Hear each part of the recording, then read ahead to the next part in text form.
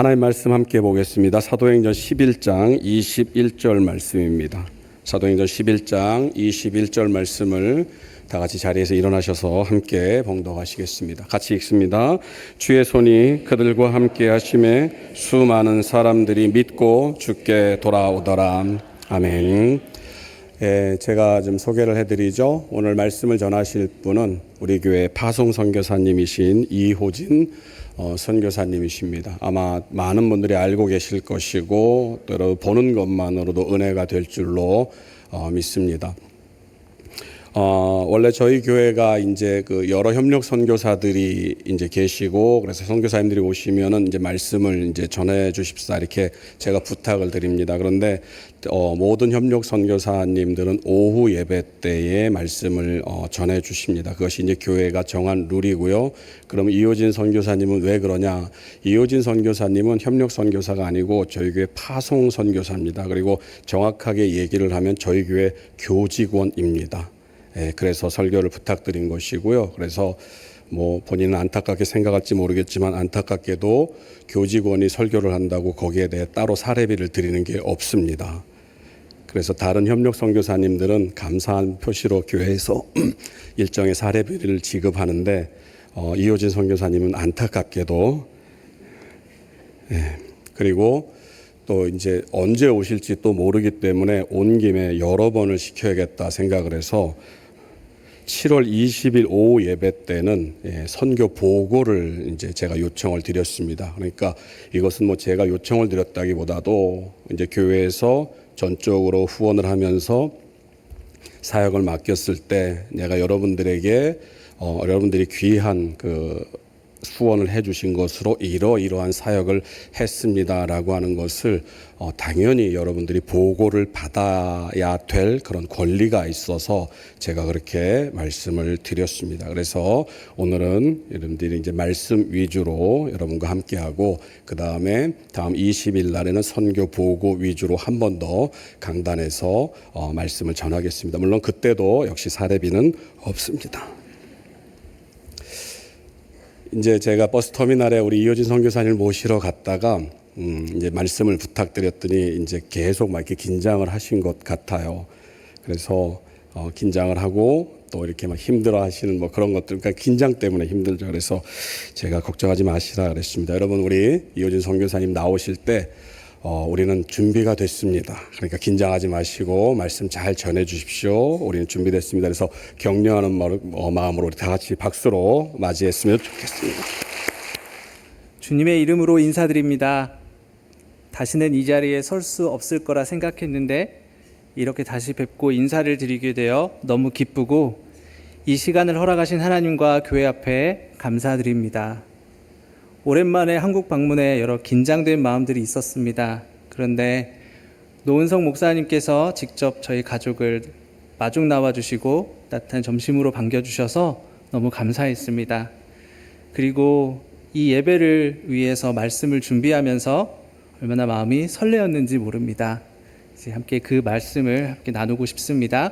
말씀을 나누기 전에 함께 같이 주님께 기도하기를 원합니다. 같이 기도하겠습니다. 살아계신 하나님 감사합니다. 우리와 함께 하시는 주님을 찬양합니다. 이 시간 하나님 부족한 자에게 주신 그 마음을 함께 나누고 싶습니다. 주님, 각자의 마음을 열어주시고 각자에게 주시는 귀한 은혜로 받을 수 있도록 도와주옵소서. 예배 현장을 떠나 삶의 자리에서 주신 말씀대로 살아갈 수 있도록 하나님 은혜를 내려 주시옵소서. 감사드리며 예수님의 이름으로 기도합니다. 아멘. 사랑하는 성도 여러분, 여러분은 언제 가장 설레고 뿌듯하셨었나요? 각자가 그런 경험이 있다고 생각합니다. 저에게는 지금 이 순간도 그렇지만 전 아빠라는 제 인생의 두 번째 챕터를 쓰게 해준 아들과 함께했던 순간이라고 말씀드리고 싶습니다.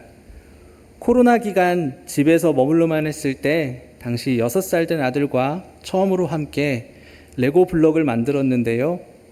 무료하고 답답한 코로나가 한창이던 어느 날 아들과 저는 중무장을 하고 집을 나섰습니다. 가게에서 멋진 자유의 여신상이 그려진 레고 상자를 집에 들고 기쁜 마음으로 돌아왔습니다. 포장을 뜯고 내용물을 확인하면서 저는 참 당황스러웠습니다.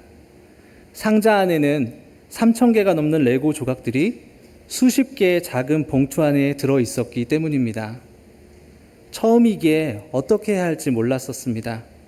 그래서 작은 봉투들을 무작정 뜯기 시작했습니다.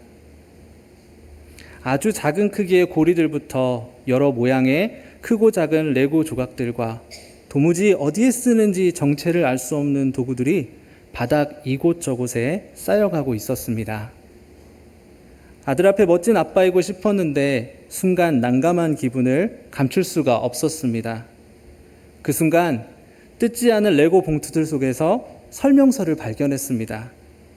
바닥에 쌓여있는 레고들과 봉투의 내용물을 설명서 순서에 맞게 부품 하나하나와 씨름하면서 2달이 넘는 시간 만에 조립을 완성하였습니다.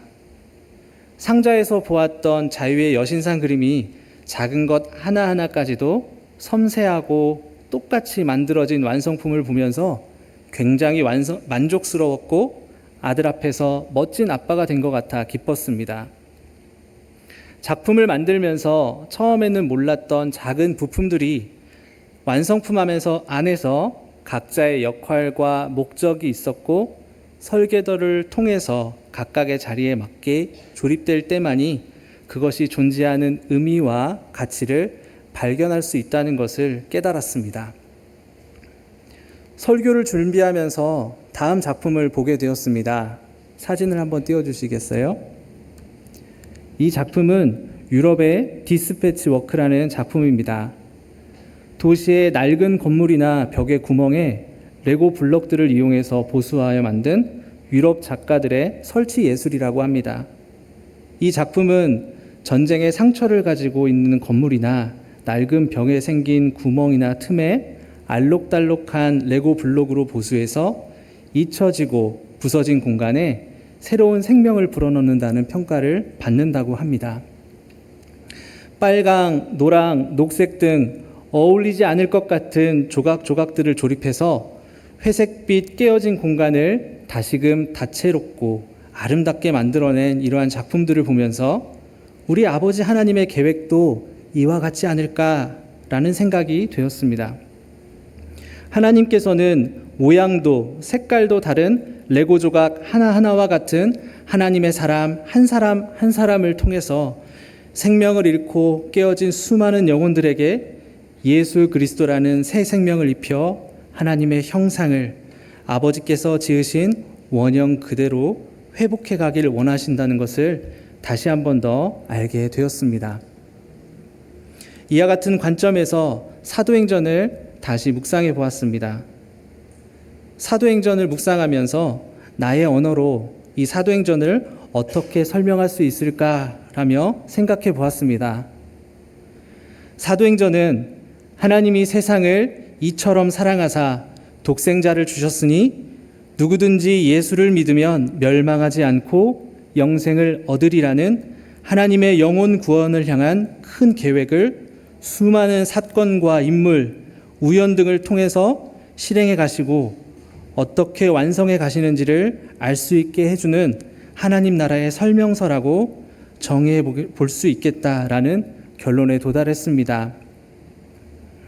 이 사도행전의 말씀은 예수님께서 죽으시고 부활하신 이후 제자들과 40일을 함께 하시며 하나님의 나라에 대해 가르치시고 제자들에게 예루살렘에 모여 성령을 기다려 약속하신 성령을 받으라 라는 말씀으로 시작합니다. 이 말씀을 마치신 후에 예수님은 하늘로 올라가시며 오직 성령이 너희에게 임하시면 너희가 권능을 받고 예루살렘과 온 유대와 사마리아와 땅끝까지 이르러 내 증인이 되라는 말씀을 제자들에게 마지막으로 남기십니다. 제자들은 마지막 예수님의 말씀을 기억하며 예루살렘에서 성령을 기다립니다. 오순절날 당시에 많은 유대인들이 오순절을 지키기 위해 예루살렘에 모였습니다. 하지만 예수님의 약속을 기억했던 사람들은 마가의 다락방에 모여서 함께 기도하였는데 그때 그곳에 성령께서 약속하신 대로 제자들에게 임하셨습니다. 제자들은 성령을 받고 충만하게 되지요. 성령으로 충만한 베드로는 오순절을 기념하기 위해 모였던 유대인들에게 소리 높여 부활하신 예수님을 힘있게 증거합니다. 베드로의 설교를 들은 사람들 3,000명이 회개하고 예수님을 영접하게 되는 역사가 일어났다고 사도행전 2장은 기록하고 있습니다. 이후에 베드로는 제9시 시간에 매일 다른 사람들의 도움으로 성전 미문에 앉아 구걸하던 사람을 만나게 되고 예수님의 이름으로 그를 고치게 됩니다. 소식을 듣고 놀라 모인 많은 사람들 중에 5,000명이나 되는 사람들이 죄 없이 죽으시고 부활하신 예수 그리스도에 대한 베드로의 가르침에 깜짝 놀라고 예수님을 영접하게 되었습니다. 부활을 전하는 베드로의 가르침을 싫어하던 제사장들과 사두개인들과 종교 지도자들이 베드로와 요한을 공회 앞에 세워 신문하였습니다.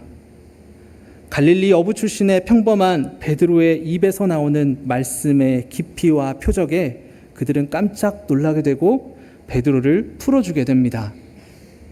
당시의 사도들은 종교 지도자들부터 시기와 능력을 받는 것이 복음에 합당한 것으로 여기며 날마다 성전에 있든지 집에 있든지 예수는 그리스도라고 가르치기와 전도하기를 그치지 아니하였다라고 사도행전 5장 41절과 42절에 기록하고 있습니다. 매일매일이 복음으로 충만한 모습이었던 것입니다.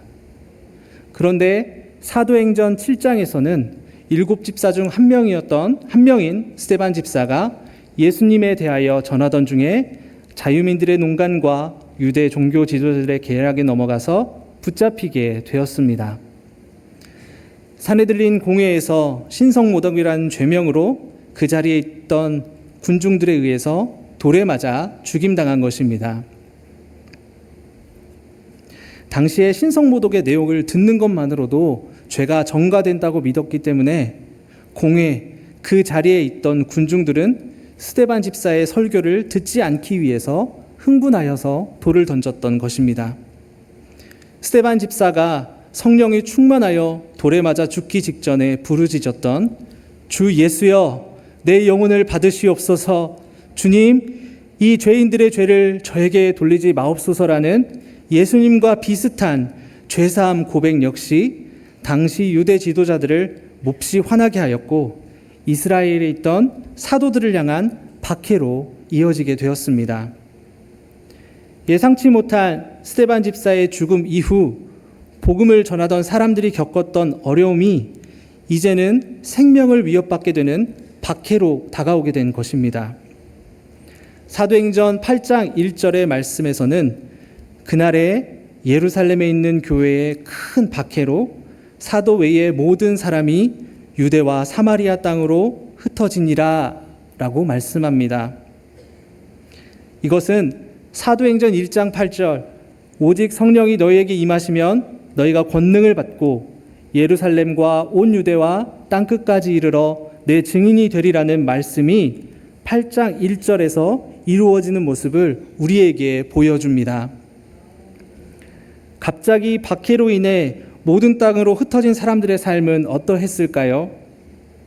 감격과 기쁨으로 날마다 구원받는 사람들이 넘쳐났던 예루살렘의 초대교회에 많은 사람들이 어느 날 갑자기 말문이 막힐 만한 그러한 상황에 무엇을 어떻게 준비할 겨를도 없이 모두 목숨만을 살기 위해 박해를 피해 쫓기듯 도망쳤을 것입니다. 모든 땅으로 흩어지리라 라는 말씀을 이 문맥 앞에 묵상하면서 제가 섬기는 나라의 사람들이 떠올랐습니다. 미얀마 사람들의 삶이 성경 안에 흩어진 사람들의 모습과 비슷한 부분이 참 많았기 때문입니다. 2015년 미얀마는 50년의 오랜 군사 정권의 지배를 끝내고 문민정부가 세워지게 되었습니다. 마지막 엘도라도 황금의 나라라고 불리며 전 세계의 투자자와 기업들이 앞을 다투며 진출하기에 바빴고 그 나라 국민들 역시 세계 많은 경제학자들의 전망에 의해서 동남아에서 가장 잘 사는 나라로 발전하게 될 거라는 큰 희망과 기대를 가졌었습니다. 그러나 2021년에 발생한 쿠데타로 인해서 이러한 미래의 희망은 꺾이게 되지요. 이후에 많은 해외 기업과 외국인들은 미얀마를 떠나게 되었습니다. 미국과 유엔이 우리 미얀마를 도울 것이다 생각했던 사람들의 간절한 소망은 너무 쉽게 꺾어버렸고, 소수민족들로 구성된 시민들은 스스로 임시정부를 만들어서 민주주의를 박살내버린 군부를 몰아내기 위한 전쟁을 시작했습니다.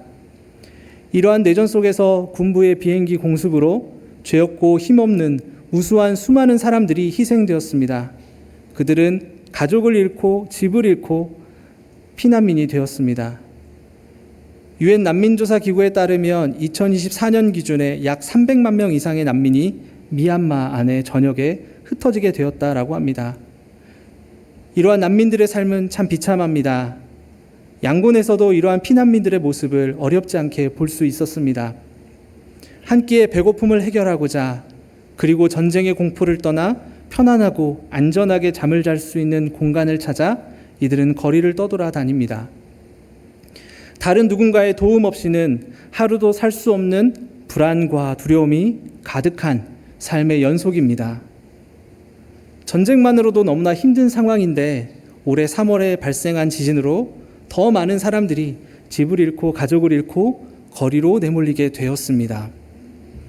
사도행전 8장 1절에서 볼 수 있는 예루살렘의 박해로 흩어진 많은 사람들의 삶의 모습이나 처지가 미얀마의 이러한 참혹한 어려움으로 흩어진 난민들의 삶의 모습과 완전하고 정확하게 똑같다라고 말할 수는 없지만, 당시 말씀 속에 흩어진 사람들이 박해로 인해 느끼게 되는 생존에 대한 불안은 미얀마 난민들과 크게 다를 바 없을 것 같다 생각이 되었습니다. 그러나 흩어진 성경 속에 흩어진 사람들은 그냥 흩어졌다고 말씀하지 않습니다. 사도행전 8장 4절에서는 이렇게 말씀하고 있습니다. 제가 읽어드리겠습니다. 그 흩어진 사람들이 두루 다니며 복음의 말씀을 전할세 라고 말씀합니다. 무슨 말씀입니까? 어렵고 힘든 상황 가운데 놓여 있지만, 하루하루의 생존의 불안 가운데 있지만 그들은 흩어진 자리에서 복음의 말씀을 전했다라고 말씀합니다. 8장 4절 이후의 말씀 속에 빌립은 사마리아에 두루 다니며 복음을 전했고, 많은 무리가 빌립의 말과 행하는 표적을 보고 예수님을 따르게 되었습니다.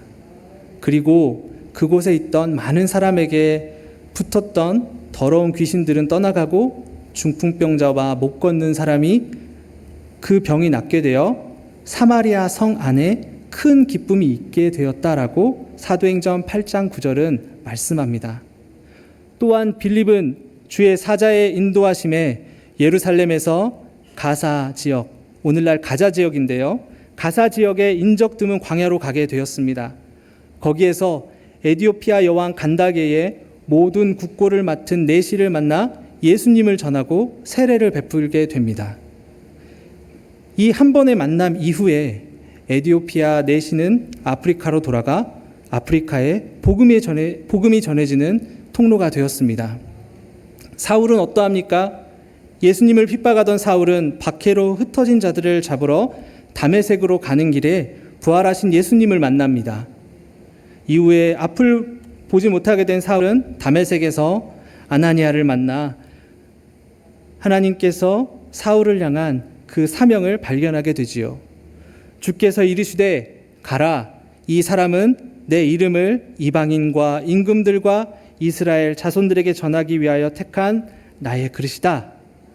하나님의 그릇으로 택함받은 하나님의 사명을 발견하게 된 것입니다. 그리고 아나니아를 통하여 세례를 받고 눈에 비늘이 벗겨져 다시 앞을 보게 되었습니다. 부활하신 예수님을 전하게 될 때 어떠한 어려움과 핍박을 받게 된다는 것을 누구보다 잘 알고 있었던 사울이었지만, 예수님을 위해 받게 될 고난을 오롯이 그의 온몸으로 받으면서 3번의 전도 여행을 통해 아시아와 마게도냐 지역에 거침없이 담대하게 복음을 전하게 됩니다. 베드로는 어떠했을까요? 유대 땅 전 지역을 다니며 복음을 전했습니다. 그리고 지금의 팔레스타인 서부 해안 지역이라고 말할 수 있는 사론과 루따 지역에 도착하게 됩니다. 베드로는 사론 지역에서 애니아라는 중풍병자를, 루따에서 죽은 여제자 도르가를 예수 그리스도의 이름으로 살리게 되는 놀라운 기적을 일으킵니다. 이를 통해 복음이 사방으로 퍼지게 되었다고 사도행전 9장은 말씀하고 있습니다. 어디뿐인가요? 성령의 인도하심으로 이방인을 향하여 생각했던 부정적인 생각, 이방인은 부정하다라는 이 생각과 편견이 완전히 바뀌게 되는 경험을 하게 됩니다.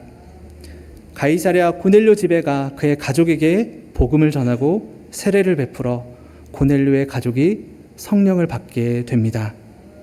베드로의 이 개인적인 경험은 당시에 예수님을 믿는 유대인들이 이방인은 부정하다라고 믿었던 생각을 송두리째 바뀌게 되는 큰 사건이 됩니다.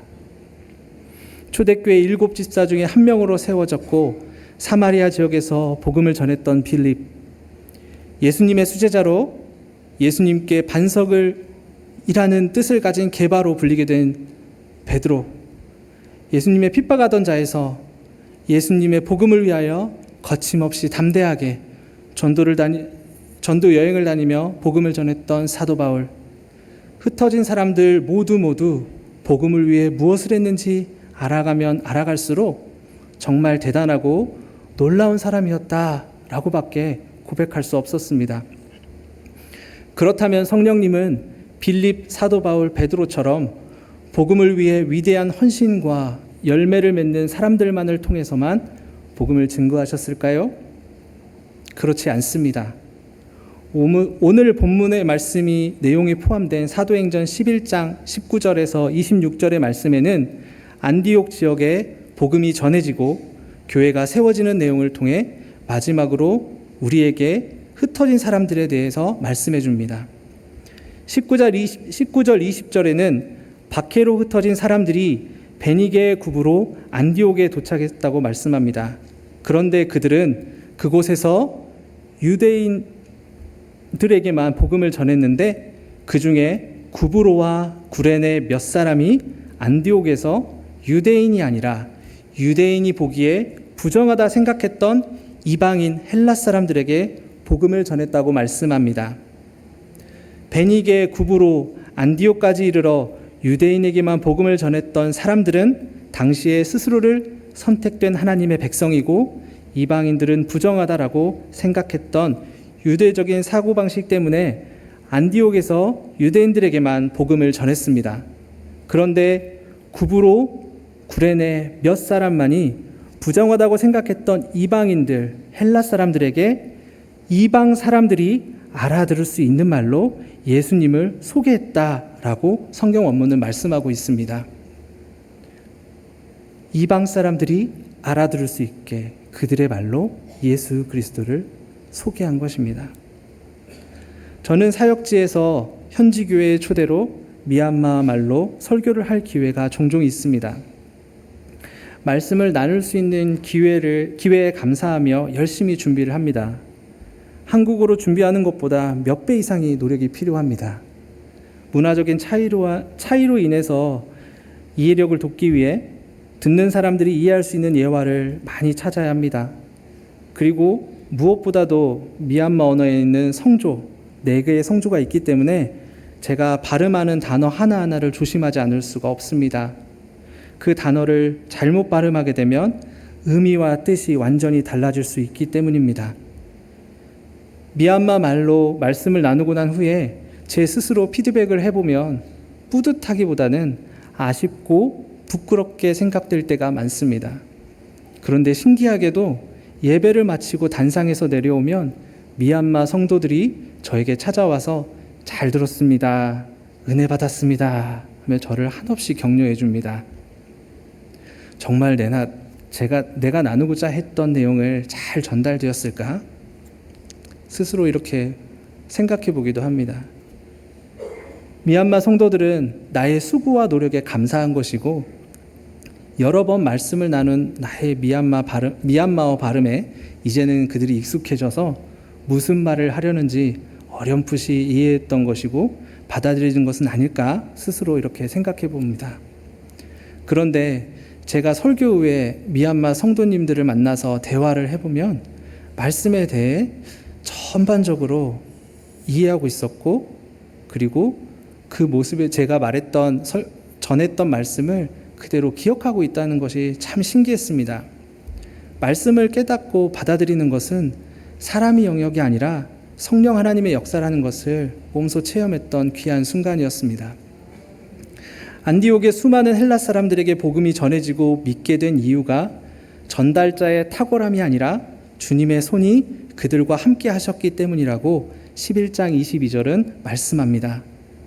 전달자의 탁월함이 아니라 전달자의 부족함을 덮으시고 복음을 깨닫게 하시는 성령님의 역사였던 것입니다. 오늘 본문에 나오는 구브로와 구레네 몇 사람들이 앞서 말씀드린 빌립, 베드로, 사도 바울과는 다른 차이점이 있다는 것을 발견하게 됩니다.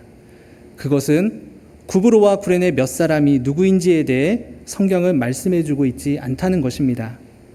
그들의 이름이 무엇인지, 초대교회에서 어떤 역할을 감당했든지, 이들이 복음을 전하며 어떤 기적과 표적을 보였는지 우리는 알 수 없지만 그들은 박해를 피해 흩어진 사람들로 스스로 생존을 위해 걱정하고 고민해야 할 상황에 처해 있었다는 것과 그들이 이러한 어려운 상황 속에서도 예수님의 마음과 말씀을 간직하며 복음의 증인으로 살기 위해 노력했던 사람들이라는 것을 성경은 우리에게 말씀해주고 있습니다.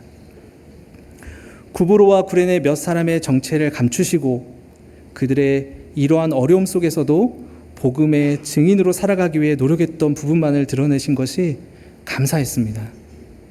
구브로 구레네 몇 사람은 어쩌면 목사나 선교사 혹은 맡겨진 직분으로 드러나는 자들이 아니라 예수님을 믿고 사랑하여 그분을 순종하며 따르기 원하는 평범한 한 명 한 명의 그리스도인 예수님의 제자로 대표될 수 있기 때문입니다. 성령님은 예수님의 마음과 말씀을 간직하고 주어진 자리에서 예수님의 증인으로 살아내기 위해 노력하던 사람들을 통해서 사도 바울을 파송하여 이방 선교의 중심 역할을 감당했고 안디옥 지역에서 예수님에 미친 사람들, 예수님 말씀이라면 무엇이든 따르는 사람들이라는 뜻을 가진 그리스도인이라 평가받던 안디옥 교회가 세워지는 첫 출발이 되게 하셨기 때문입니다. 주님은 지금도 흩어진 사람들처럼 주님의 마음과 말씀을 간직하고 복음의 증인으로 살아가기를 원하는 한 영혼을 찾고 계시는 줄 믿습니다. 주님께서 함께 하시고 역사하시면 단 한 명이어도 충분합니다. 그런데 우리 아버지께서는 주님을 사랑하는 많은 사람들, 이 자리에 함께 모인 우리가 이 영혼 구원의 역사에 함께 동참하길 원하고 계십니다. 주님의 초대에 우리에게 필요한 건 나의 능력이나 노력이 아니라 주님의 말씀을 간직하고 어떤 말씀이라도 사랑과 믿음으로 따르겠다는 결단이면 충분합니다. 주님의 초대에 응답하려는 순간마다 우리의 발목을 잡는 여러 어려움들이 하나둘 생각나 우리의 결단을 발목 잡고 주저하게 할 때가 참 많이 있습니다. 그런데 주님은 우리를 사용하시고 난 후에 그 쓰임이 다 되면 버리시는 그러한 분이 아니십니다. 마태복음 6장 29절에서 33절의 말씀은 우리에게 이렇게 약속하고 있습니다. 제가 읽어드리겠습니다. 그러나 내가 너희에게 말하노니 솔로몬의 모든 영광으로도 입은 것이 이 꽃 하나만 갖지 못하였느니라. 오늘 있다가 내일 아궁이로 던져지는 들풀도 하나님이 이렇게 입히시거든 하물며 너희일까 보냐. 믿음이 작은 자들아. 그러므로 염려하여 이르기를 무엇을 먹을까 무엇을 마실까 무엇을 입을까 하지 말라. 이는 다 이방인들이 구하는 것이라. 너희 하늘 아버지께서 이 모든 것을 너희에게 있어야 할 줄을 아시느니라. 그런즉 너희는 먼저 그의 나라와 그의 의를 구하라. 그리하면 이 모든 것을 너희에게 더하시리라. 아멘. 주님의 마태복음 6장 29절에서 33절의 말씀으로 우리에게 약속하십니다. 내일 아궁이로 던져질 들풀도 돌보시는 하나님께서 하나뿐인 아들 예수님을 통해 십자가에서 흘리신 보혈로 우리의 죗값을 대신 치르셨고 우리를 주님의 자녀 삼아 주셨습니다. 하나님은 우리를 소중하고 가치 있게 여기시고 우리와 함께 하시고 우리의 필요를 아신다고 말씀합니다. 주님은 우리의 필요를 아시는 데서 끝나는 것이 아니라 우리의 필요를 더하시겠다, 직접 돌보시겠다 약속하십니다. 이제 우리가 믿음으로 선택해야 할 것은 우리의 삶에서 첫 번째 그의 나라와 그의 의를 구하는 것입니다. 내가 처한 어려움과 고통의 문제는 아직 끝나지 않았지만, 해결되지 않았지만 주님의 말씀대로 그의 나라와 그의 의를 먼저 구하고 따르는 것입니다. 그러하기에 우리의 삶은 참으로 복된 삶입니다. 세상이 보기에는 보잘것없어 보이는 인생과 같아 보이지만 세상이 알 수 없는 평안과 도움을 하늘로부터 힘입는 자들이기 때문입니다. 주님의 마음을 품으면, 주님의 말씀을 마음에 품으면 품을수록 주님의 사랑이, 그 깊은 풍성함이 우리 안에 가득하게 된 것입니다. 억지로가 아니라 기쁨으로 그 사랑을 전할 수 있게 될 것입니다. 주님이 붙드시고 도우실 것입니다. 우리는 주님의 신실하심과 돌보심, 그리고 우리를 통해 역사하시는 주님의 역사하심을 우리의 삶의 현장 한가운데 경험하게 될 줄 믿습니다.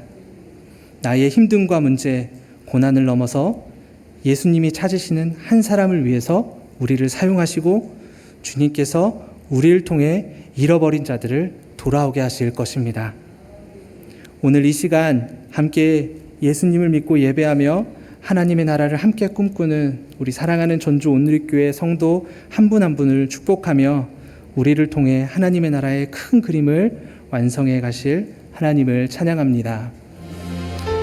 예, 주님 감사합니다.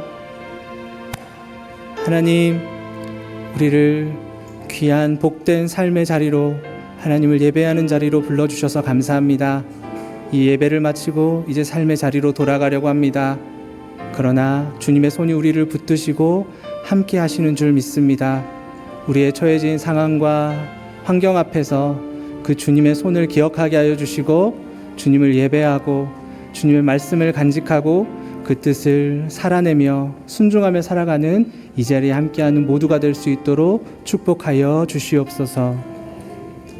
이제는 우리를 사랑하시는 아버지 하나님의 사랑과 우리를 죄에서 구원하신 예수 그리스도의 은혜와 우리의 삶에 영원히 함께 하시고 그 하나님의 나라를 바라보며 함께 걸을 수 있도록 도우시는 성령님의 인도하심의 역사가 이 자리에 함께 하나님을 예배하고 주의 손에 붙들리며 살아가는 주님의 복된 삶을 누리는 성도님들 한 분 한 분의 삶과 가족과 사역과 직장 가운데 이제로부터 함께 하시기를 간절히 축원하옵나이다.